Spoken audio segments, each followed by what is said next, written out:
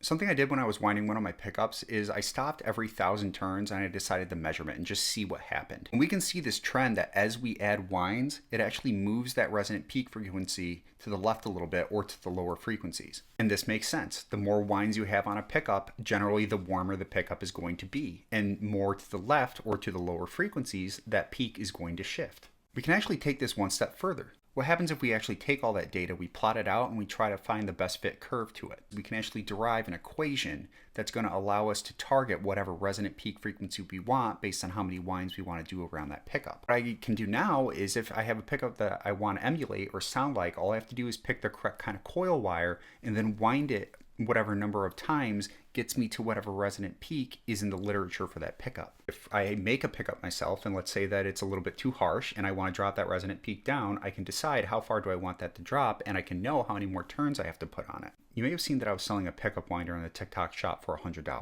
The problem with that is a lot of people who were buying it were still getting into the hobby of pickup winding, and they didn't know what else they needed. Or if they did know what they needed, they didn't know like what quality materials were or where they should get them from or how much they need. In the next couple weeks, what I'm going to have is a kit where it includes everything you need to wind a pickup, from the coil wire to the wires to the bobbins, the magnets, and even the potting wax. As long as you can solder even a little bit, then you'll be able to put together a pickup, and thanks to the data that I now have, you'll be able to target exactly what you want that pickup to sound like.